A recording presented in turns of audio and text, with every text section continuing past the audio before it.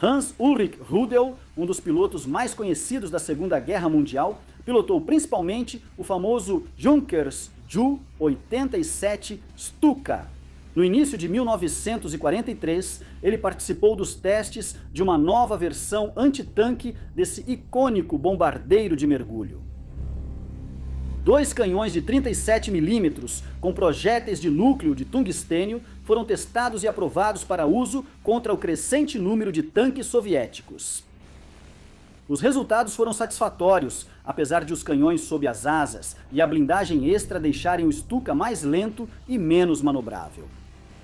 Mas em uma frente ampla e dinâmica, com blindados em movimento e pouca proteção da própria artilharia antiaérea ou de caças amigos, uma aeronave dessas teria efeito devastador.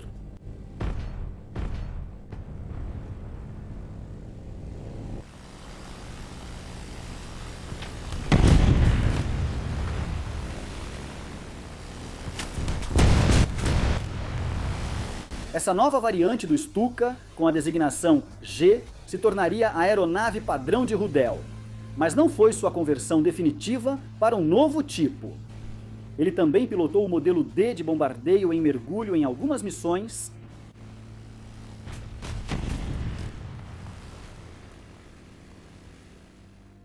Mais tarde, quando as unidades de Stuka passaram a usar o Focke-Wulf 190 Rudel, também pilotou esse caça-bombardeiro, mas depois retornou ao Stuka, que voou até os últimos dias da guerra. Nas missões, o avião de Rudel frequentemente sofria danos que levavam a pousos forçados. O número exato é incerto, mas em certo ponto de suas memórias, em algum momento na primavera de 1944, ele menciona ter sido abatido 30 vezes, todas elas por fogo antiaéreo. Embora tenha sido ferido em alguns desses casos, ele rapidamente retornava ao combate, sempre ignorando as ordens do médico para descansar e se recuperar.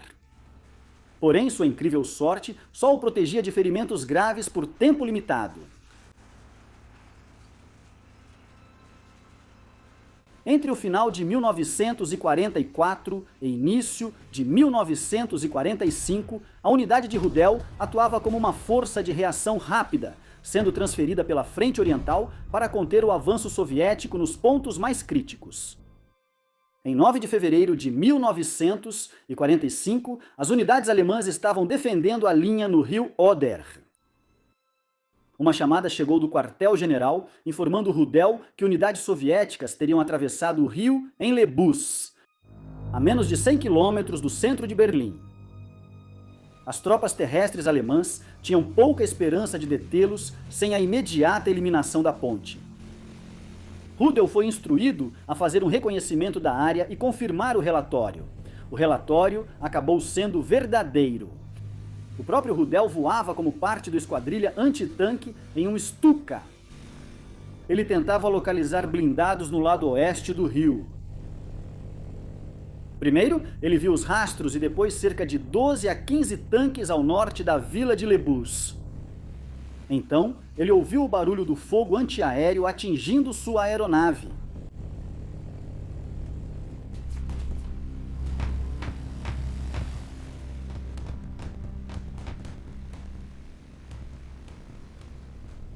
Rudel calculou que havia de 6 a 8 baterias ao redor da travessia do rio. As equipes de artilharia antiaérea pareciam experientes. Atiravam sem traçantes e paravam quando os Stukas subiam, evitando serem localizados e atacados. Não havia colinas ou prédios para se esconder atrás. Normalmente, não se tentaria atacar alvos em condições tão arriscadas, mas os soviéticos agora estavam em solo alemão e Rudel decidiu arriscar. Ele foi sozinho, ciente de que os pilotos menos experientes do esquadrão tinham pouca chance de sucesso. Entre os tanques que Rudel viu, vários eram tanques pesados, Stalin, e o restante eram T-34. Ele disse ter destruído 4 antes de ficar sem munição.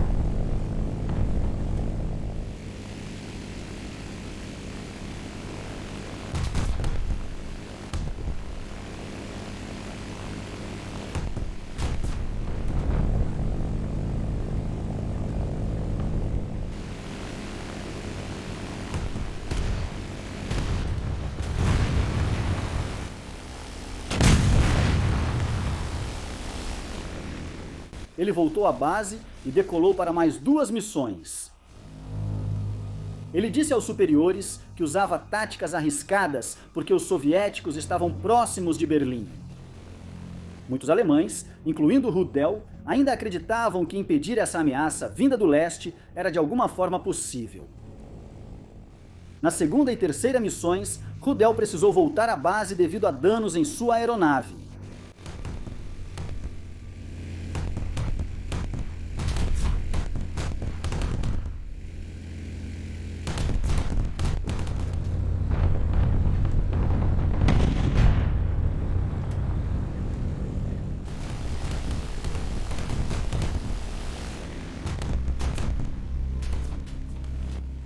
Rudel voava em sua 4ª missão contra tanques soviéticos a oeste do Oder. Ele alegou ter destruído 12 tanques ao todo, mas um tanque Stalin soltava fumaça e não pegava fogo. Rudel havia feito várias investidas contra esse tanque, primeiro subindo até 700 metros e depois mergulhando sobre ele e desviando violentamente até o último momento.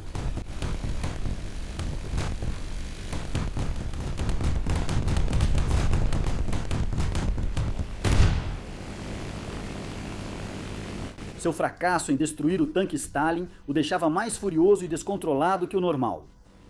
Mesmo com a metralhadora esquerda travada e a direita com só uma munição, ele não desistiu.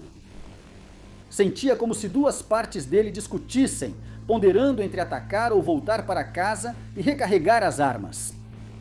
A imagem deste tanque soviético avançando pela Alemanha foi crucial no final. Rudel faria mais uma passagem.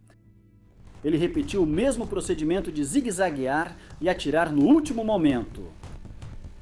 O tanque Stalin finalmente pegou fogo.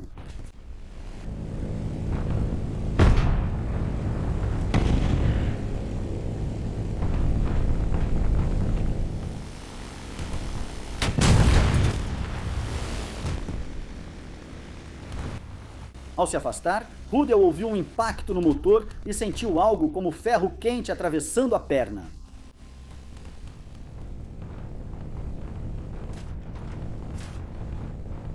A dor fez com que ele desmaiasse por um momento, mas então ele recobrou a consciência.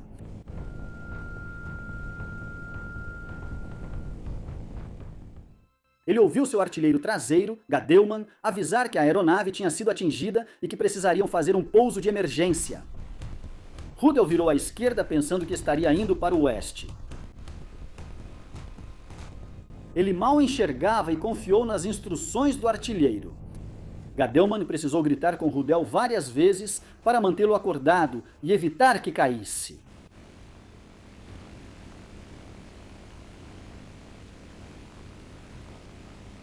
Apesar do terreno difícil e do avião ainda em chamas, Rudel de alguma forma conseguiu pousar e imediatamente perdeu a consciência.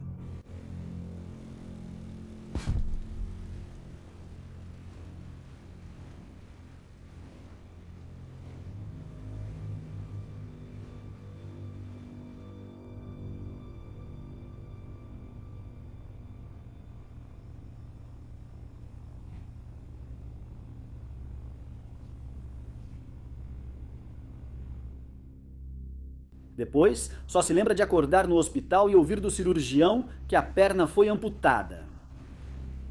Mesmo com essa deficiência, Rudel não deixou de voar. Na véspera da Páscoa, 31 de março de 1945, ele mandou trazer um Stuka para Berlim para levá-lo de volta à sua unidade e seguir nas missões de combate. Ele voou pela primeira vez sem prótese, usando só o pé esquerdo no leme. Depois, usou um dispositivo improvisado feito por seus mecânicos. Rudel voou até o fim da guerra e ficou conhecido por se render aos americanos, destruindo propositalmente seu Stuka ao pousar. Ressalto que a descrição desses eventos vem da autobiografia de Rudel. Autobiografias não são totalmente confiáveis ou precisas como fontes históricas e devem ser vistas com cautela. Achar que são totalmente inventadas seria um erro ainda maior. Aperte o botão de curtir se você gostou do vídeo, Junte-se aos nossos apoiadores no Patreon ou faça uma doação no PayPal para garantir conteúdos futuros e continue assistindo Showtime 112